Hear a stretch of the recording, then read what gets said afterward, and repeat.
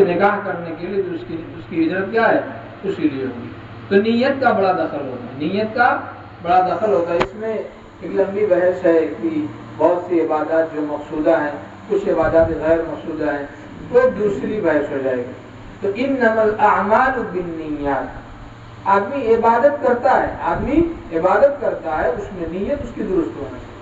حدیث پاک میں اللہ کے رسول صلی اللہ علیہ وسلم نے فرمایا من صلی یرائی فقط اشرک، من صلی یرائی فقط اشرک ومن تصدق، ومن صام یرائی فقط اشرک ومن تصدق یرائی فقط اشرک. ہم تو یہ سمجھتے ہیں کہ ایک جماعت ایسی ہے جو شرک کرتی ہے، ایک جماعت ایسی ہے جو پتھروں کی پوجا کرتی ہے اور درختوں سے آواز آئی تو اس کی پوجا کرنے لگی، کوئی مہان آدمی آ جائے تو اس کی پوجا کرنے لگی. تو ایک جماعت ہے، لیکن ہمارے اندر بھی ایک شرک ہے جو چھپا ہوا، ہمارے اندر بھی ایک شرک ہے جو چھپا ہوا.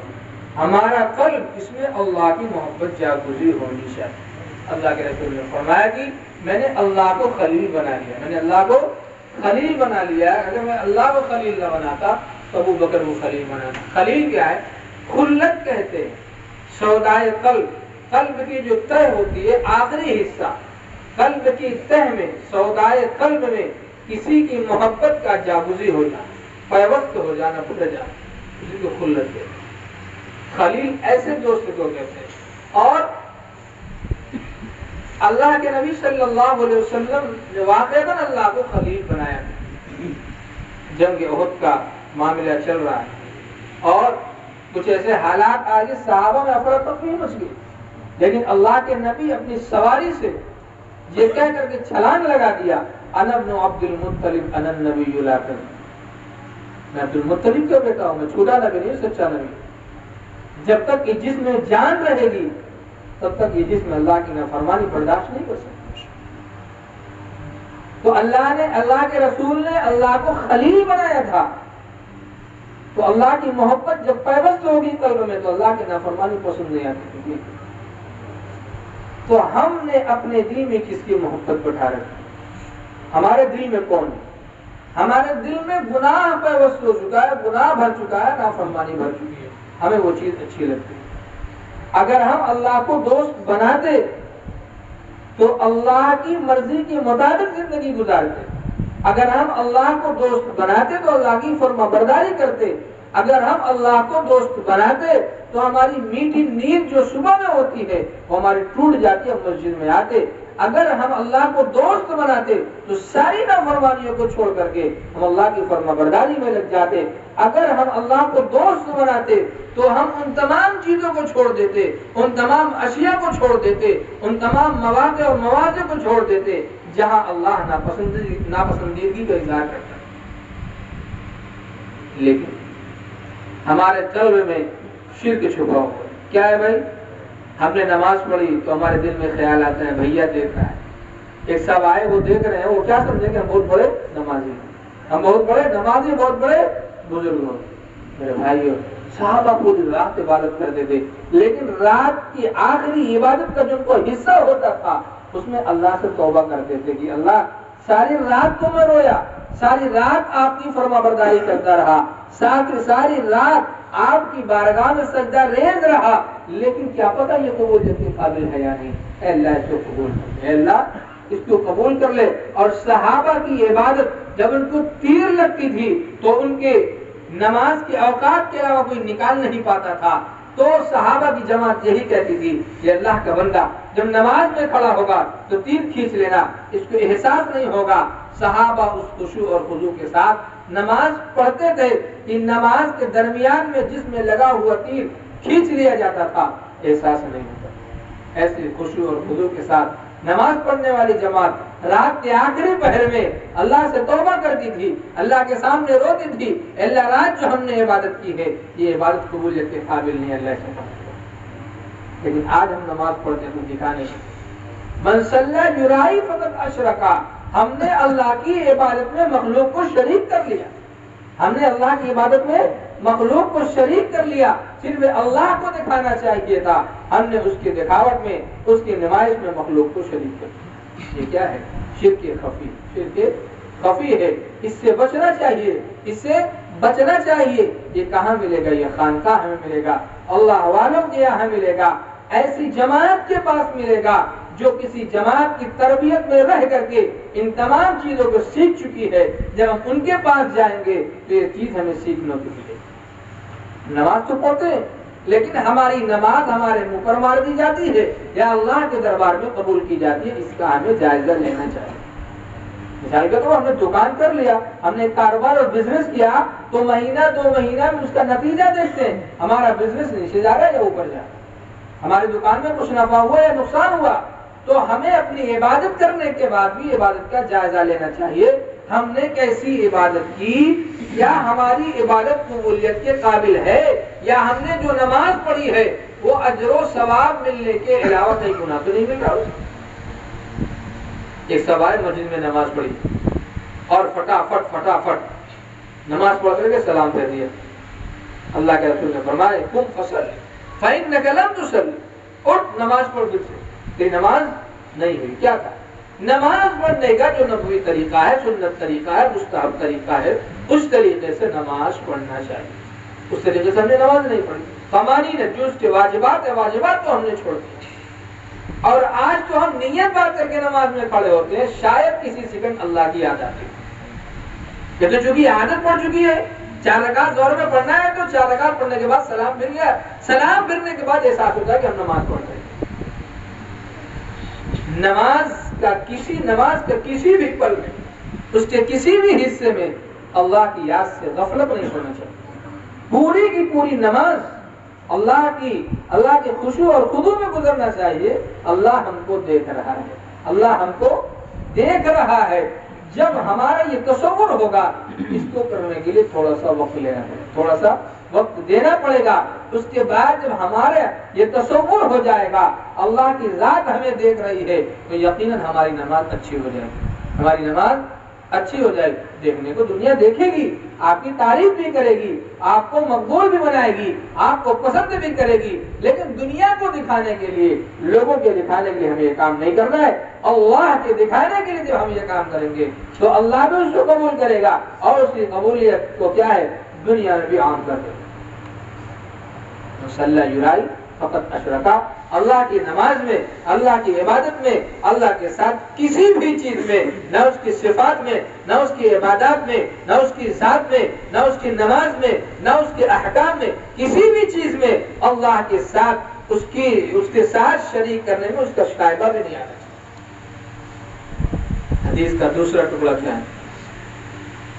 من صام یرائی فقط اشرک. رمضان کا مہینہ گزر گیا, شوال آیا, ہم نے روزہ رکھ لیا, اور جا کر کے عوام میں بیان کرتے ہوئے کہ آج تو میں روزے سے ہوں, آج تو میں روزے سے ہوں, میں تو ہر شوال کے 6 روزے رکھتا ہوں, اور میں تو ہر مہینے میں 3 روزے رکھتا ہوں, میری عادت ہے مہینے میں کبھی کبھی روزہ رکھ لینے کی. اور اس طرح سے اپنی عبادات کو لوگوں کے سامنے ظاہر کرنا, میں نے تو اتنے حج کر لیے, میں تو اتنے عمرے کرتا ہوں, اور میں تو روزانہ تہجد میں اٹھ جاتا ہوں, اتنی تسبیحات پڑھتا ہوں, بغیر تلاوت کے گھر سے نکلتا نہیں. میں کس کے لیے یہ کر رہے ہو, یہ کس کے لیے کر رہے ہو؟ اگر تم دنیا کو دکھانے کے لیے کر رہے ہو تو واہ واہ, تم کامیاب ہو. دنیا کو دکھانے کے لیے اگر کر رہے ہو تو کامیاب ہو دنیا میں. لیکن یاد رکھنا, جب ہم اپنی ان نمازوں کو, ان عبادات کو, ان صدقات کو, ان رمضان کے روزوں کو, نوافل روزوں کو جب اللہ کے دربار میں لے کر کے وہاں پہنچیں گے, اے اللہ ہم نے اتنے روزے رکھے تھے, شوال کا کوئی روزہ نہیں چھوٹا تھا, اور ایام 20 کی کوئی روزے ہم سے نہیں چھوٹے تھے, تہجد کی کوئی نماز نہیں چھوٹی تھی, وہ ہمارے نام عمل میں کہاں ہے؟ اللہ تعالیٰ کیا کہیں گے, تم نے تو دنیا میں شرک کر لیا, تم نے تو ہمارے ساتھ کسی کو شریک کر لیا تھا, مخلوق کو شریک کر لیا تھا, مخلوق کے دکھانے کے لیے تم نے نماز پڑھی, مخلوق کو دکھانے کے لیے تم نوافل روزے رکھتے تھے. جاؤ, دنیا نے, مخلوق نے تمہیں دیکھ لیا, جس کو دکھانے کے لیے تم کیے تھے دیکھ لیا, ختم ہو گیا. اگر تم مجھے دکھانے کے لیے کرتے اور میرے لیے تم کرتے تو آج وہ چیز یہاں پر موجود ہوتی. سمجھ میں آ رہی بھائی؟ ومن تصدق یرائی فقط اشرک. مدرسے والا کوئی آ گیا, بھائی مسجد بن رہی ہے, مدرسے کی بنیاد پڑ رہی ہے, ایک ایسے علاقے میں مدرسہ بن رہا ہے جہاں پر سارے کی ساری جماعتیں کیا ہیں, وہ دین سے بیزار ہیں, کلمہ تک انہیں نہیں معلوم, اور ان کو کچھ پتہ نہیں کہ ہم مسلمان ہیں یا کون سی جماعت ہے. وہاں پہ ایک مدرسہ بن رہا ہے, آپ درخواست کرنے آئے ہیں، آپ 2 روپیہ 5 روپیہ 10 روپیہ اس میں صدقہ کر دیجیے۔ تو آج ہمارا حال کیا ہے؟ میں تو فلاں مدرسے میں ہر مہینے 500 روپیہ دیتا ہوں، وہ فلاں آتا ہے تو جب آتا ہے تو میں اتنا دیتا ہوں، اور میں غریبوں کی مدد کرتا ہوں، میرے محلے میں ایک بیوہ عورت ہے، اس کو تو میں ہر مہینے خرچ اٹھاتا ہوں، اور ہر عید اور بقرعید میں اس کے کپڑے بنواتا ہوں، میرے محلے میں ایک یتیم ہے، میں اس کا پورا خرچ اٹھاتا ہوں۔ تو یہ ہماری ایک ذہنیت بن چکی ہے، ہماری ایک ذہنیت بن چکی ہے اپنی عبادات کو لوگوں میں بیان کرنے کی۔ یہ کیا ہے؟ شرک خفی، شرک خفی ہے۔ اللہ کے یہاں اس کا کوئی بدلہ ملنے والا نہیں ہے، اللہ کے ایسا کوئی بدلہ ملنے والا نہیں ہے۔ دنیا کو دکھانے کے لیے، دنیا کو بتانے کے لیے ہم کرتے ہیں تو یہیں پر ختم ہو جائے گا۔ انہی ساری چیزوں کی حفاظت کے لیے، اخلاص نیت کے لیے امام بخاری رحمۃ اللہ علیہ انما الاعمال بالنیات کی حدیث کو ذکر کرتے ہیں۔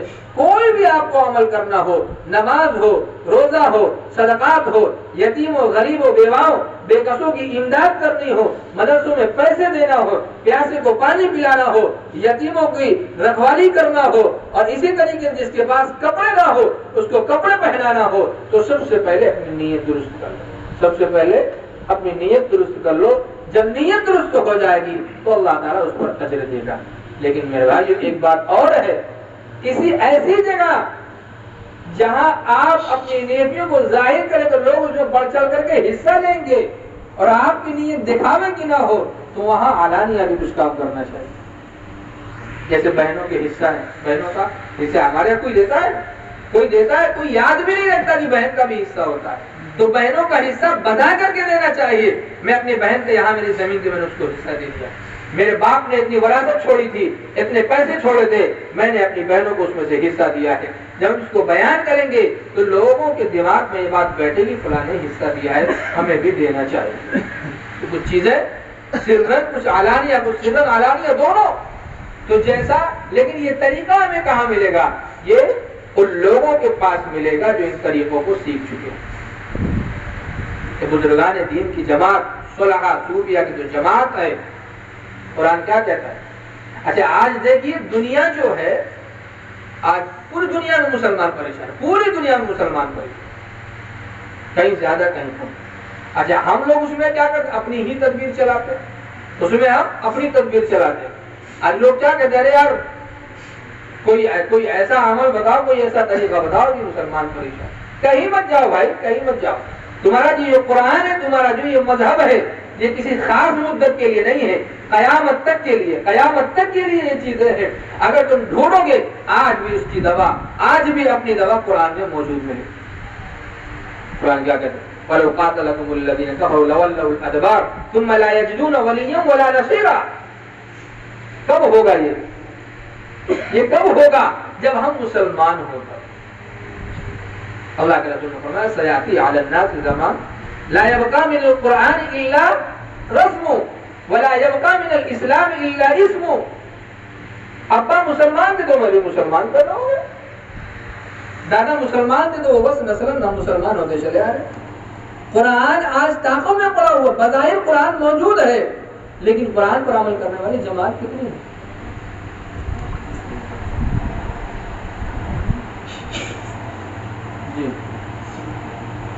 تو اللہ کے رسول نے فرمایا کہ بھائی عنقریب میری امت پر ایک زمانہ آئے گا، قرآن موجود ہوگا لیکن کوئی عمل کرنے والا نہیں ہوگا۔ مسلمان تو ہوں گے لیکن نام ہوگا مسلمان کا، عمل ان کے سارے کفار اور مشرکین۔ نماز چھوڑتے، مسلمانوں کا عمل نماز چھوڑنا، مسلمان کا عمل نماز چھوڑنا نہیں ہے۔ ان کے علاوہ کی جو جماعت ہے، دشمنان اسلام کی جو جماعت ہے، اعداء اللہ کی جو جماعت ہے، وہ کیا وہ نماز چھوڑ دے؟ تو ہم بھی نماز چھوڑ دیں، کیا فرق؟ بس صرف وہ مسلمان نام کے ہیں، تلاوت وہ بھی نہیں کرتے، تلاوت ہم بھی نہیں کرتے۔ یتیموں پر وہ بھی ظلم کرتے، یتیموں پر ہم بھی ظلم کرتے۔ ماں اور باپ کا حق وہ بھی نہیں پہچانتے، ماں اور باپ کا حق ہم بھی نہیں پہچانتے۔ اسی طریقے سے آپ اپنی زندگی کی جب بہت سارے شعبوں کو اٹھائیں گے تو ان کی تمام چیزیں ہمارے اندر موجود ملیں گی۔ بس فرق کیا ہے؟ ہم مسلمان، نام کے مسلمان۔ میرے بھائیو ادخلوا فی السلم کافہ ولا تتبعوا خطوات الشیطان اسلام میں اور دین میں مکمل داخل ہو جاؤ، اس میں کسی اور مذہب کو داخل نہ ہونا۔ تو میں کیا کہہ رہا تھا کہ یہ جو چیزیں ملتی ہیں صلحاء کے پاس ملیں گی، اولیاء اللہ کے پاس ملیں گی۔ میرے بھائی اور میرے دوستو، اپنی زندگی کو سنوارنے کی کوشش کرنا چاہیے۔ یہ دل جو ہے، جب یہ دل بن جائے گا، جب اس دل کے ضم کو رگڑ کر کے دور کیا جائے گا، ختم کیا جائے گا، تو جو ہم نماز پڑھتے ہیں اس میں صرف اللہ یاد آئے گا، جو ہم صدقہ دیتے ہیں مخلوق کا اس میں خیال بھی نہیں آئے گا، صرف اللہ خیال آئے گا، جو ہم روزے رکھتے ہیں اس میں صرف اللہ کا خیال آئے گا، مخلوق کا خیال نہیں آئے گا۔ لیکن اس کے لیے ہمیں بزرگوں کے ہاں، صلحاء کے ہاں اپنے اوقات کو دینا پڑے گا۔